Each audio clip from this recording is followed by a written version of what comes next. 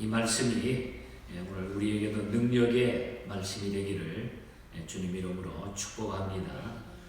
엘리야의 예언대로 열왕기상 19장에 보면은 아합 왕가의 하나님의 심판이 임하기까지의 그 북왕국의 역사에 대해서 서술하는 중에 그런 와중에서도 하나님의 사람들을 통해 가지고 신실한 백성들에게 임했던 하나님의 은총과 자비의 사건들을 번갈아 계속해서 그 후에 기록하고 있습니다. 그래서 1장부터 10장까지 계속 그것을 번갈아 가면서 하나님의 은총과 자비의 사건들이 나타나고 있는 것을 보게 됩니다. 우리가 어제 아침에 4장에서는 그 엘리사의 5가지 이적적 사역들을 통해 가지고 하나님을 향하는 당신의 백성들에게 베푸시는 은혜가 얼마나 큰가에 대해서 우리가 살펴보았고, 오늘 이 5장 본장에서는 비록 이방인이라 할지라도 누구든지 회개하고 말씀에 순종하면 선민이 될 수 있다는 하나님의 은총과 특권에 대해서 말씀하고 있는 것입니다. 이 나만은 아람 군대의 장관이었지만은 납병에 걸렸습니다. 문둥병이 들었습니다. 그런데 이것을 아는 이스라엘 포로인 계집 종을 통해 가지고 이스라엘에 있는 하나님의 종을 통해서 문둥병을 고칠 수 있다는 소식을 듣고 엘리사에게 와서 문둥병을 고침 받았다고 하는 그런 말씀인 것입니다. 이스라엘 왕 아하시아는 난간에 떨어져 병들었을 때에 이스라엘의 참 하나님을 두고 에그론에 가가지고 에그론의 신 바알세불에게 찾아가서 도움을 구하려 하다가 하나님의 진노를 받아 죽었는데, 열왕기하에 나오잖아요. 1장에 이와는 대조적으로 이 아람 군대 장관 나만은 하나님께 나와서 문둥병을 고침받고 15절에 보면은 이제 이스라엘 외에는 온 천하에 신이 없다. 이스라엘 외에는 하나님밖에 없다. 라는 신앙 고백을 하게 되는 이 모습이 나타나고 있습니다. 오늘 아침에는 이 나만이 엘리사에게 와서 어떻게 고침받았는가 그 과정을 한번 살펴보고 이 말씀이 우리에게 주는 진정한 교훈이 무엇인가 이걸 한번 살펴보도록 합니다. 이 아람 왕이 편지를 써가지고 이스라엘 왕에게 보내잖아요. 이제 우리 장군 나만이 갈 테니까 그 문둥병을 좀 고쳐달라. 그래가지고 금문 보화를 싸가지고 보냅니다. 그때에 이스라엘 왕은 그 편지를 받아들고 이거 아람 왕이 시비 걸어가지고 혹은 전쟁을 일으키지 않나 이런 불안감을 가졌죠. 걱정을 했고 옷을 찢었다 그랬어요. 옷을 찢는다고 하는 격분하고 걱정하는 그런 모습이죠. 그걸 엘리사가 알고 그 속임수가 아니고 여기에 선지자가 있음을 알고 그렇게 했습니다 하고 엘리사가 고쳐주게 되는 거죠. 자, 먼저 이 고치는 과정을 보면은 이 엘리사는 나만이 왔을 때 나만에게 아주 간단하고 평범한 지시를 내려주었습니다. 그것은 요단강물에 가가지고 7번 몸을 씻으라. 이것이 바로 그냥 간단한 방법이었습니다. 그냥 강물에 가가지고 요단강물에 가서 7번 몸을 씻으라는 거예요. 하나님의 구원의 약속은 아주 평범하다는 것입니다. 믿으면 된다는 거죠. 하나님의 구원의 약속은. 장대에 달린 롯뱀을 쳐다보기만 해도 생명을 건질 수 있었지만 끝내 쳐다보지 않으므로 멸망당한 이스라엘 백성들처럼 오직 예수 그리스도의 십자가를 믿기만 하면 구원을 얻는다는 이 복음의 진리를 미련하게 여기는 자들이 많다는 것입니다. 그런데 오늘 하나님의 복음은 아주 심플하다는 거죠. 믿으면 된다는 거예요. 왜 믿지 못할까요?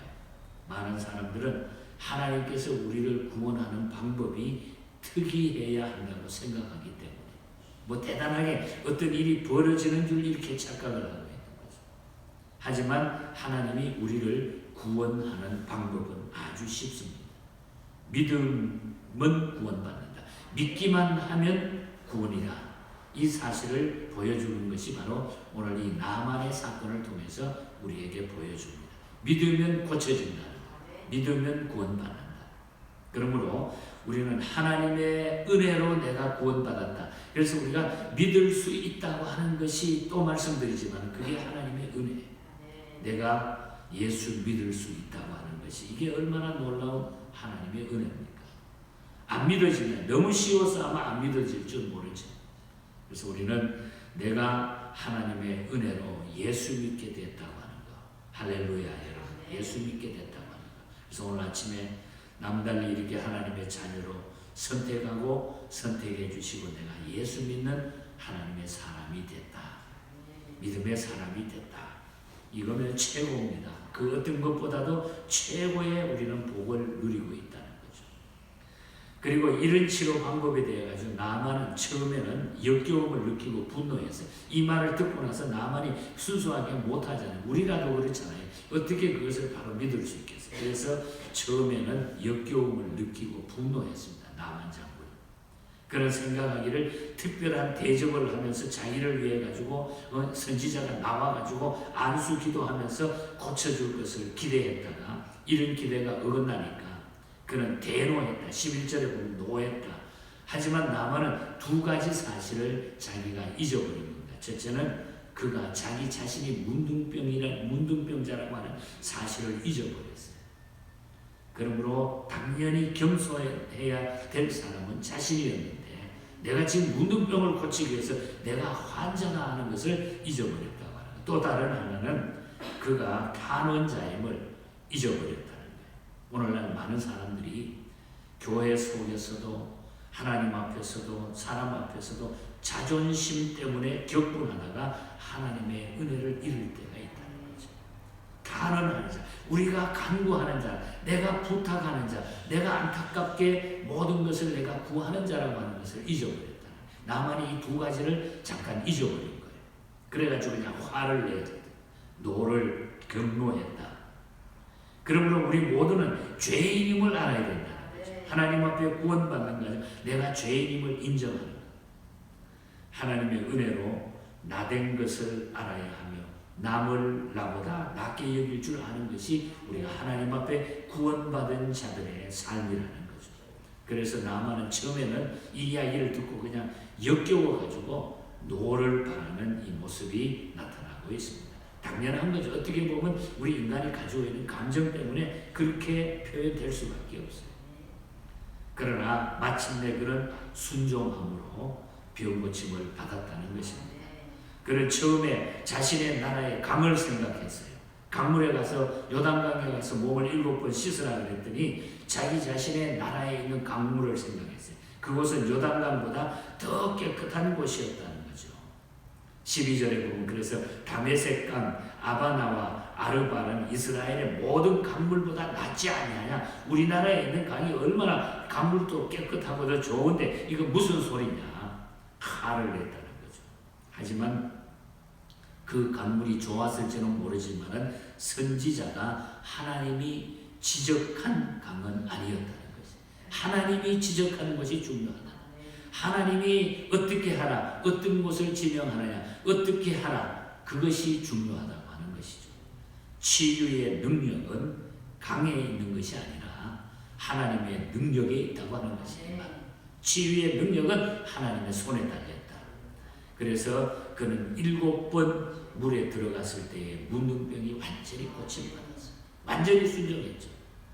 문둥병이라고 하는 것이 뭐 한 번 들어갔다 나오니까 조금 달라지고 뭐 5번 들어갔을 때는 거의 다 나아가네 이런 모습이 아니라 6번 잠갔을 때도 똑같았어요. 변화가 없었어요. 그런데도 불구하고 마지막 7번째 순종했을 때 깨끗하게 나았다고 합니다.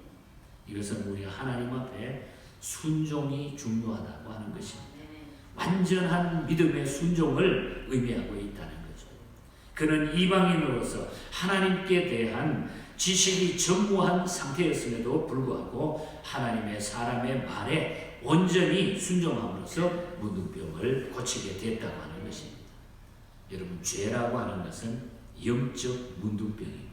죄라고 하는 것은 영적 문둥병. 그러므로 멸망에 이르게 하는 능력이 있습니다. 그런데 예수 그리스도의 보혈을 우리가 완전히 믿을 때에 깨끗이 씻음 받는다고 하는 것. 그래서 우리는 영적인 이 죄의 문둥병을 다 우리는 예수 그리스도로 말미암아 치유함을 받는다는 거죠. 예수님밖에는 없어요. 그 누구도 할 수 없는 거라는 거죠. 이렇게 고침을 받고 나니까 너무너무 감격스러워요. 살이 어린아이 손 살과 같았더라. 그래서 이 나만은 너무 감사해가지고 가지고 온 예물을 드리기를 원했습니다. 그런데 엘리야는 그걸 받지 않겠다. 그 이제 15절 이하의 쭉 이야기가 마지막까지 이제 얘기를 마지막에 해드리면은 엘리사는 그걸 받지 않습니다. 그때 하도 안 받으니까 그러면 나만은 노새 2마리에 실은 흙을 달라. 이 흙을 가져가가지고 자기 나라에 있는 다른 신에게 드리지 않고 여호와께 드리리라 17절. 그러면서 하나님에 대해 가지고 완전한 그 신앙의 고백이 거기 나타나고 있는 것을 보게 됩니다. 그런데 엘리사의 사한 게하시라고 하는 사람이 있었는데 이 게하시가 그 많은 예물을 하나도 안 받으니까 욕심이 탐심이 난 거예요. 그래서 막 떠나는데 쫓아가가지고 자기 스승 엘리사 모르게 쫓아가가지고 게하시가 그거 나한테 달라. 자기가 거짓말을 하죠. 우리 선생님이 그 물건을 다 달라 그랬다고. 그래가지고 그걸 받아가지고 은 2달란트 23절에서 25절에 보면 은 2달란트 옷 2벌 이걸 받아가지고 다 감춰놓는데 그 엘리사가 나중에 게하시에게 물어봤어요. 너 어디 갔다 오느냐? 거짓말을 하고 속였죠. 그거 받았다는 말 안 하고. 그런데 아마 엘리사는 다 알고 있었죠. 너가 그거 감추었지. 그래서 마지막 27절에 보면은 그 나만에게 들었던 문둥병이 게하시에게 그대로 옮겨갔다. 게하시가 문둥병에 들었다. 이렇게 해서 본장이 끝나고 있는 것을 보게 됩니다. 여러분 우리가 하나님 앞에 탐심이나 욕심, 거짓으로 살면 그 결국은 되지 않는다. 욕심 부리지 말고 그리고 우리는 믿음으로 구원받는다. 순종하며 구원받는다. 하나님 앞에 전적으로 우리가 올인하면 되는 거예요. 그 말씀 그대로 내가 그냥 믿고 따르면 되는 거예요. 구원은 아주 심플하다고 하는 거예요. 믿으면 구원받는다. 순종하면 구원받는다. 오늘 우리는 이 말씀을 굳건히 우리 가슴에 세우고 너무 복잡하게 그렇게 살 생각하지 말고 그냥 말씀 주시는 대로 믿고 안 믿어져도 그런가 보다 그러고 그냥 넘어가고 믿고 따르다가 보면은 모든 것들이 지나보면 뒤에 다 해결이 되어 있다고 하는 것을 우리는 알 수 있습니다. 이 믿음으로 여러분 이 어려운 시대에 우리가 이 믿음이 아니면 이길 수가 없어요. 이 믿음으로 승리하시고 오늘도 기쁘고 즐거운 여러분 복된 평안한 날이 되기를 주님 이름으로 간절히 축복합니다. 하나님 아버지 감사합니다. 믿으면 구원받고 순종하면 해결되는 것을 오늘 아침에 주신 말씀을 통하여 기억합니다. 우리 생각에는 계산에 안 맞습니다. 요단강에 가서 강물에서 7번 모욕한다고 해가지고 문둥병이 씻어진다고 하는 것 믿어지지 않지만 그러나 믿음이 있을 때에 믿음으로 순종할 때에 우리 하나님은 모든 것을 다 하실 수 있기에 우리 하나님의 능력이 임하게 될 줄 믿습니다. 이 믿음으로 이미 지금까지 우리는 살아왔고 이 믿음을 통해서 우리를 지금 인도하셨고 우리의 눈에 보여주셨사오니 저희들이 흔들리지 아니하고 어떤 환경 가운데서도 이 믿음으로 승리하게 하여 주시옵소서. 우리 성도들 약해지지 말게 해주시고 힘들고 어려울 때 믿음으로 주님 바라보며 기도할 수 있는 이런 믿음의 승리자를 모두가 되게 하여 주시옵소서. 오늘 하루도 우리 성도들 곳곳에 지키시고 강하고 담대한 믿음의 승리자들로 평안과 소망으로 지켜주시옵소서. 거룩하신 예수님 이름으로 기도하옵나이다.